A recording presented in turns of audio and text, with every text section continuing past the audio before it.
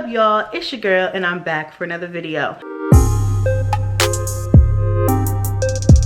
I haven't done a sit down video in quite some time, but I really do enjoy these. So I thought I would go ahead and do a sit down vlog for you guys because it's something that I want to talk about. I've been wanting to address this for a long time and just haven't really had the time to do it, and I'm tired of answering individual questions about it, and it's time to just talk about it and share my story. Hopefully people will leave me the F alone about this in the future, and also my story will help the next person and kind of motivate, because that's a big mission of mine on YouTube, is to motivate and inspire or encourage. I know you guys love my shop with me hauls. I stocked up like a month and a half ago and I am still stocked up, but I will be doing another like summer stock up haul, so that will be coming soon, so you guys will be getting that shortly. Make sure you have on your post notifications turned on for that and stay tuned. Every time I upload a shop with me haul, there are at least 2 handfuls of negative comments, probably more, of people who have something negative to say, like, oh, you know, I sure wish I could eat that good, and I'm a doctor, or I'm a lawyer, and what, you know, people just lie.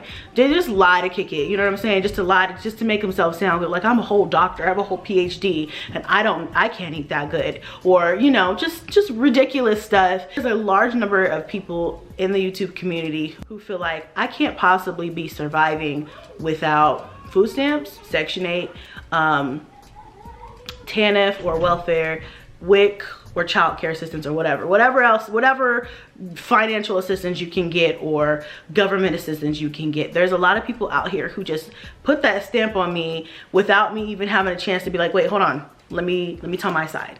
Now, I have made videos before about the fact that I just chose a lot of these programs, I just chose to just get off of, because I realized they're not here to help you, they're here to hold you back. And I did a how do I take care of my 8 kids or something like that video. I did a video about this about, I don't know, it had to be like 8 months ago now. It's been so long. No, yeah, about 6, 7 months. Had to be like, what, 7 months ago. I did a video about it, and so this is kind of like stemming off of that video. And I'm just tired of people always constantly trying to knock me and other women that I see on YouTube that are trying to do the same thing. Let me just say, it is 2019, and I have had family members, as most of us have, who had 13 kids, 15 kids, 20 kids, way back in the day when it was normal to do that type of thing.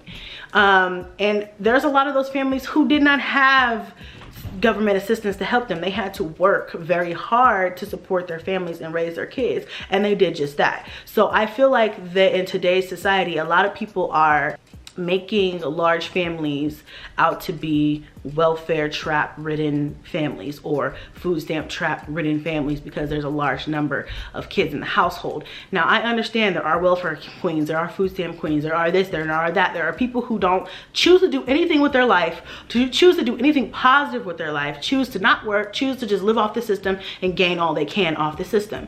And I get that, and I understand that is why there's a stigma on all women or families who have kids or who use the system for any amount of resources at all. And I feel like that's not fair, and I feel like that's not true. I feel like when people see somebody put food stamp haul in their grocery video, that they're like, oh my god, this person needs to get a real job, I don't want to pay for you to go grocery shopping and feed your kids, and just all this negativity. And it's really just like, you know what, there are full-time working families who still qualify and need that assistance. So briefly, I'm just going to tell you my story. Specifically, I'm going to focus on food stamps because I do a lot of food hauls. I work hard to be able to put that content out for you guys, and I want you guys to understand how you're able to see that, okay? But real quickly, I'm just going to backtrack, and I'm going to tell you guys about WIC, not necessarily WIC, but like TANF and Section 8 and all that other stuff, just so we can all have an understanding. Let's start with welfare. People love to say that I get welfare, and I cannot say this enough. If you guys are confused on what welfare is or how you can qualify for that, or even how much you receive in welfare for your household, or like a person would receive in welfare for your household, I need you to do some research. Please go to your city's website, look up wherever, and you can educate yourself a little bit more. Because even if I did not have any income, I would probably get about $700 or $800 in welfare a month, and I would not be able to get my child support. They would garnish that as back pay for them. I find it really hilarious when people are like, you a welfare queen, she's sitting over here living with welfare, get off of welfare. It's like, I would need you to educate yourself. Y'all sound stupid. Okay, I understand, it's crazy. She's got 8 kids and she's out here doing it better than most people. I'm blessed. I've used it before, I've had it before, but I am blessed to be able to say now, I don't need it, I don't have it. And I got the pleasure of telling them, you know what, y'all can keep it, because I don't even need you. I'm gonna do this by myself, okay? Which makes me feel even better about that situation. It's not even worth what they put you through. And then you have to do certain qualities. I mean, I'm home every day. People who have welfare, you have to go to classes, work studies, or not work studies, like you have to go to classes, you have to do work search activities, you have to be doing stuff. You have appointments, you have to be doing stuff. They don't let you sit at home and collect money, government assistance for free. That's not the way welfare works, okay? I don't know about all of the states, but I know the state that I came from, that's not the way that they work. So it really irritates me when people want to pull a welfare card. Welfare does not give me this type of lifestyle. It would never afford me this type of lifestyle. I have 8 kids and it still would not afford me this type of lifestyle. Because my kids receive child support, it would not have been smart for me to get welfare and to hand over my child support, when in actuality, my cases for them for child support are way more per child that I would be getting for welfare. So does that make sense? So it's all a mental thing. They try to make you think that, oh, we'll give you this money on the first every month and it's really, really gonna help you out. You're gonna have it, but you have to do this, you have to do that. You have all these requirements. We'll give you childcare, but this and that and this and that. There's all these catch-22s. And then at the end of the day, you have to just sit back and think, well, you know what? I could just go find my own job. You know what I'm saying? You don't have to pay me $8 a day to search for a job when I could just go find my own job. I don't want to get too long-winded about it. Just know welfare is not where it's at. I understand needing it for what you need it for. Use it. If you're going to school full-time, use it. If you need the extra, use it. Just be sure you always have an end game, an end plan, because I feel like the system keeps you in the system. They say, oh, we're trying to help you get off the program. And I have met some good caseworkers that really are about that. And some people just are pushing papers. They're just pushing you. You're just a number. And they don't care about whether or not you're successful. They don't care about, whatever. They're just trying to, do their job. They don't care about what they're really there for. You see what I'm saying? So make sure you are watching out for you. This is for my ladies out here who need some motivation. Girl, do it. You can do it. I've done it. I've done it with kids. I've done it, you can do it. So that's welfare. As far as Section 8, I had Section 8. First of all, I didn't have Section 8 for a majority of my whole life. I had Section 8 for 2 years, 2 long, stressful ass years. And I was pregnant. My mom said, you know what, get on this list because you know what, you never know, it could help you out. And I was thinking initially, I was like, you know what?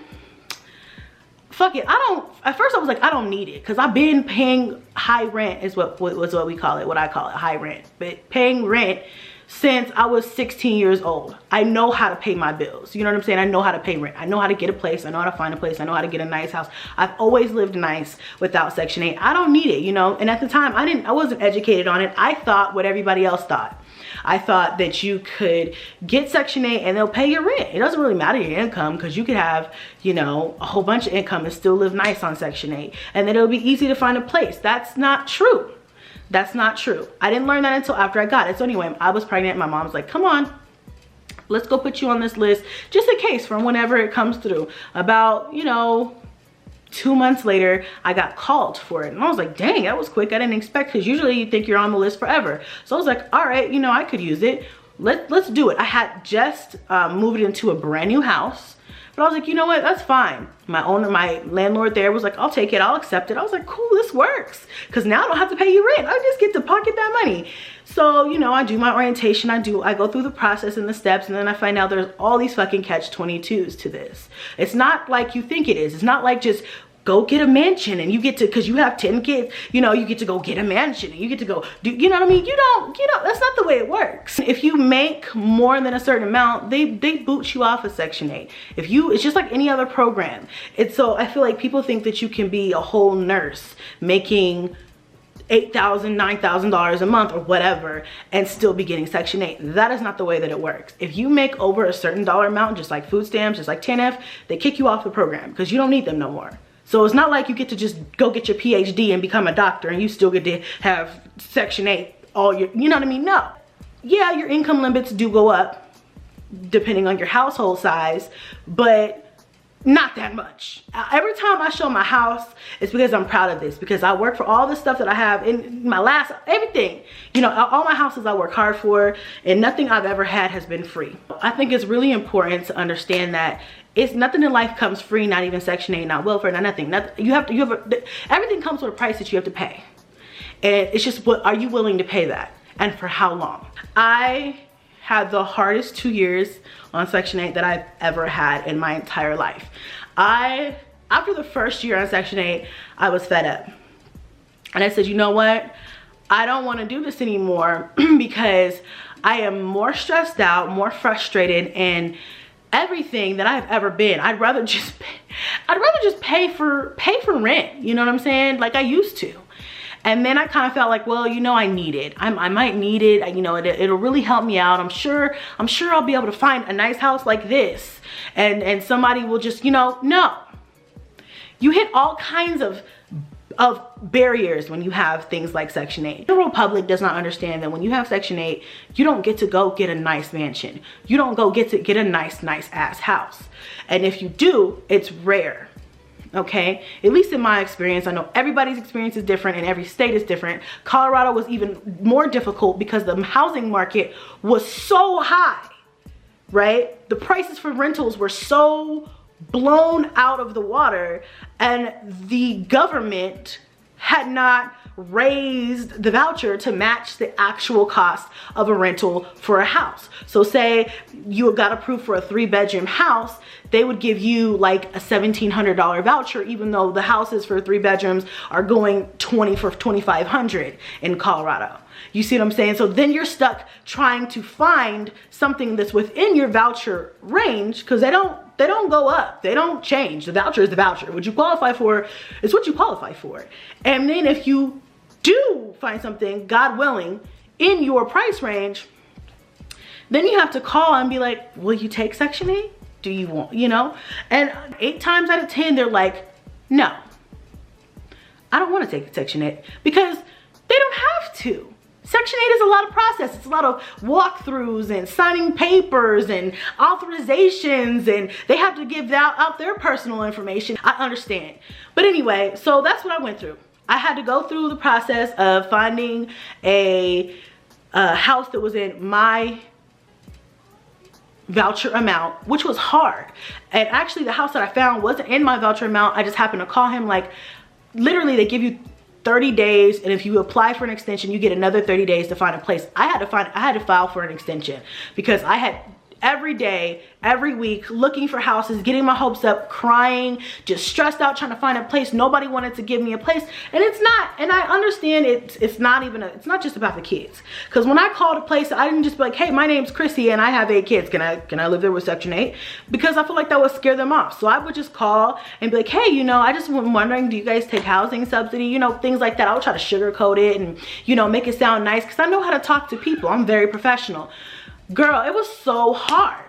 Thank God, I applied for an extension. I got the extension approved, and then like a week later I found a place and a guy who was willing to accept my Section 8. But the 2 months that I went through, the month and a half that I went through, was so stressful. And then when I got in the place, you know, you have to do all these inspections and stuff like that, and it just was like all this, it wasn't worth it to me. And it wasn't really where I wanted to be either. It really wasn't where I wanted to be. And then so after that, I was ready to leave. And then so I did another year, because I was like, you know what, when I leave, I'm just gonna have to just be, you know, be ready. And after the first year, I felt like I wasn't ready. I don't know why. I just felt like, you know what, well, I'm already here. I'll just do, you know, the inspection, and then I'll just stay for another year, and I'll just see how things go.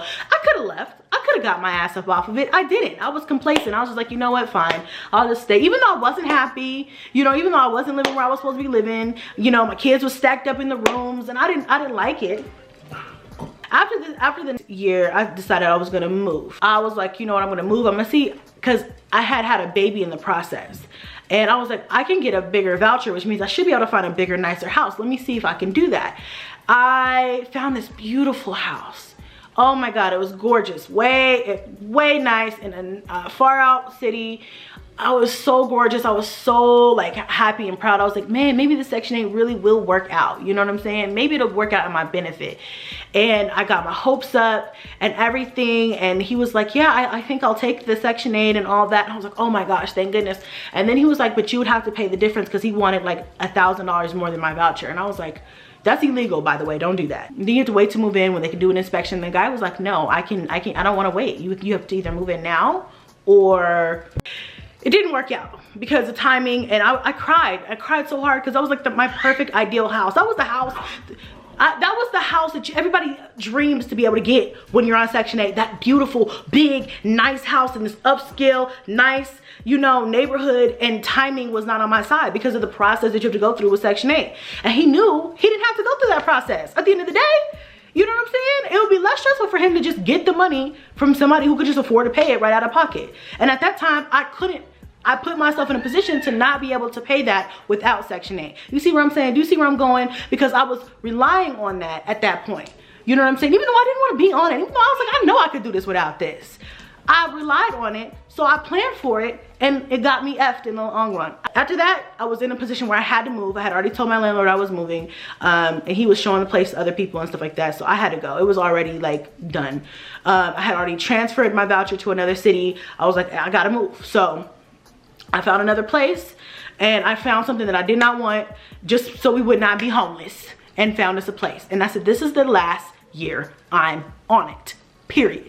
Last year, I'm planning, and I'm gonna get off this shit, because I never needed it in the beginning, and I thought it was gonna do something for me that it didn't do, so I'm done.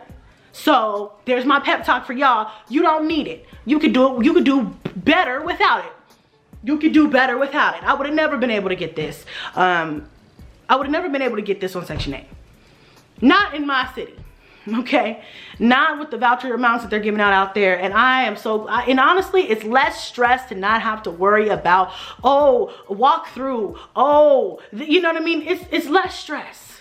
It's already stressful being a renter. I'm already on my kids' asses, like, don't mess up anything. I'm trying to get my security deposit back when I move, okay? And that on top of having the Section 8 on top of you, like, oh, what are you doing? You know what I mean? It's like, oh, nah, I'm good. Those are the two biggest things that I get all the time. Section 8, this house is not Section 8. I pay money for this house every month. I'm not trying to brag about it, because people do this every day, all the time. I'm just trying to motivate people, because I know what it feels like to be in a place you don't want to be in. I know what it feels like to have to turn over all of your information plus your firstborn child just to get into a place, or just to, you know what I mean? Because I know how it feels to beg and to plead with people, like, please, you know, I'm a good owner. I'm a good renter. You know, I'm clean and all, you know, having to beg, because people have this big bad stigma on Section 8. Now people tear up their houses and stuff.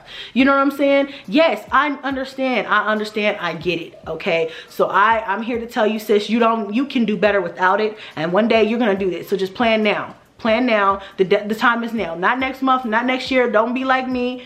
Get off of it ASAP. You know what I'm saying? Well, I did. I was only on it for 2 years, but still, to me, it was 2 years too long. Sis, you could do it. Okay. Anyway, and then the 10 of 2, it's not worth it. Don't even try it. You get more money out here hustling every day, out here doing odd jobs, out here getting your child support. You get more money doing other things than giving your information over to the government and letting them tell you how much you are worth. you're worth so much more. Okay, moving on to food stamps. This is the good one. This is what people really love to say. Okay, food stamps was the hardest for me to give up. Section 8, I was like, boom, you can have it. Stand up, I was like, boom, you can have it. Okay, food stamps was like, I don't know if I want to let you go yet, because it's hard to it's hard to pay for food when if you can qualify for food stamps, for somebody else to pay for it, for the government to pay for it. That's the mind frame that people have. Like, if I can get the help, I need it, because it's hard enough to pay for food, for rent and life, and then having to pay for food. Sometimes you can't afford it all, and I get it. And I've been there, done that. And honestly, food stamps was the only thing that I really probably would have held on to a little bit longer, but kind of didn't have a choice but to kind of let that go, because they put me into like this impossible situation. And it all has to do with income guidelines and income qualifications. Food stamps is another one of those things that people think that you just get $3,000 a month. People just see me with 8 kids and they're just like, you probably getting about $5,500 a month in food stamps, girl. You know, y'all know you got them food stamps, girl. That's how you buying all that food, all them good name brands, because I'm over here eating oodles and noodles every night. And it's just like, whoa sis, calm down, because let me tell you how food stamp works. It's a crash course. You get a certain amount, just like all the other programs, based off of your income, based off of your household size. But if you get child support, boom, they're knocking you for that. If you get work income, boom, they're knocking you for that. If you get TANF, boom, they're knocking you for that. And anything else that you get, you have to report as well. Okay, now if you slip up and you don't report something, or you didn't report it before they find out about it, it's a problem. Been there, it's a problem. Okay, so anyway, basically, long story short, food stamps is not where it's at. I understand, you know, like, I used it for what I needed to use it for, and kind of got put in a position where I needed to give it up sooner than I probably would have. But that has to do with my income. When my income amount went up, I was still able to qualify for food stamps, but I decided to just go ahead and let it go for multiple reasons. Number one, they wanted to take me back through the process all over again, and I wasn't about to do all that. They wanted bank statements. They wanted all my work information, everything. And I just was like, you know what, for $400 a month, which is not enough to feed the kids for a whole month anyway, it's not worth it. I'm not that hard up. I'm not right now. I don't need it. It'll always be there if in the future I ever fall on hard times. So that's one of those things where it's just like, do I really need the extra $400 a month? Or can I really just boss up and do this shit myself and say bye-bye to the last thing? You know what I mean? I have been trying to transition myself off of all of public assistance anyway for years. And so food stamps was that last thing that it was just, I was being complacent, just not like, oh, well, you know, it's extra food money, you know. And so I don't use food stamps any longer. The best part of all of this is I don't owe the government a GD thing. I don't owe them an explanation. They don't have to keep tabs on me, my kids, my child support, my what I'm doing, where I'm living, who's living here. I could have somebody move in and move out. You know, it doesn't matter. You know what I'm saying? I don't have to keep track of appointments. I don't gotta do redeterminations or recertifications and any of my bank information, or keep track of any of my my income for them. I could just do me, and that is so freeing. So I know this vlog is long, guys. I wanted to put it together because it's just freeing to be able to say I could do it without it. People are always pressed about like the size of my car and the size of my house, and you guys need to just calm down. I do what's best for the kids. I make moves. I can only make so many moves at once. You know, I feel like people, it's like it's like either one way or the other. Either people were like expecting me to have a mansion and be making John and Kate plus 8 money and having, you know what I mean? And then other people are just like putting me down and making me, you know, below less than. So it's like there's no middle ground here. It's like I feel like I'm, you know, there's no middle ground, but there has to be, because I ain't on either one of those, on those spectrums. I just wanted to come and say that to you guys. You know, I have a lot of work to do. I'm not coming on here, and I want to reiterate, I'm not doing this video to try to brag or to try to boast, because it's been really difficult for me to get to this point, and it is difficult in this point. But the beauty of it is that I don't owe anybody anything. I don't owe the government anything. I don't owe anybody anything. I get to move. I get to make moves where I want to make moves. I get to just do me and better my life, and this is the way I feel like it's supposed to be. Food is a bill for every household. It's a bill for my household. It's no different. So I put money aside for my rent, money aside for my car note, my insurance, and everything else, and food is no different. Now, like I've said before in the past, if you guys haven't seen it or heard it, I pay about $1,000 a month for groceries, and honestly, in actuality, it's probably closer to like $1,400 a month. And that also depends on, are we eating out? Am I buying fast food? Like this month I probably spent more than that because I've been buying a lot of fast food, and we've been ordering in and stuff like that. I haven't been cooking as much. If I cook at home, you know, often, I can get by with about $1,100 a month in groceries for my babies, and my babies eat a lot, and that's buying name brand stuff. I go to Sam's Club. You can invest in memberships, and yes, you can get brand names too. People have a problem that I buy brand name groceries. It's like, I happen to like Kellogg's cereal. I happen to like Yoplait yogurt. And I'm sorry if that's offensive to anybody, but you like what you like, okay? And if I want to pay for it, thank you for that like, Junebug. If I want to pay for it, that's my business. People just really be big mad. I just had to put that in there real quick, okay, y'all? Anyway, yeah, I just, it's a bill, I put it aside, period. There is no, don't have it this month, because then we'll starve to death. So I just have to make sure that I hustle my ass off and then I have it. Honestly, no matter what I do, food is taken care of.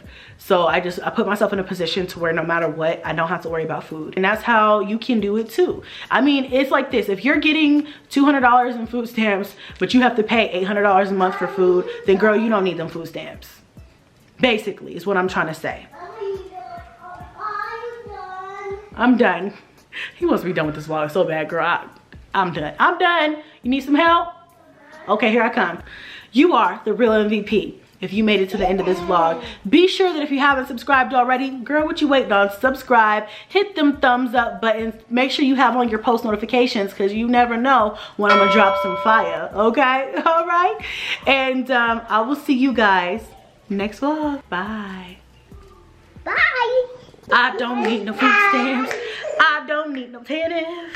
I don't need no welfare. I don't need no Section 8. I don't need shit. You don't need it either. You can do it, sis. All I need you to know today is that we can get it. Oh, Band-Aids. Yeah, Band-Aids. We can get it done.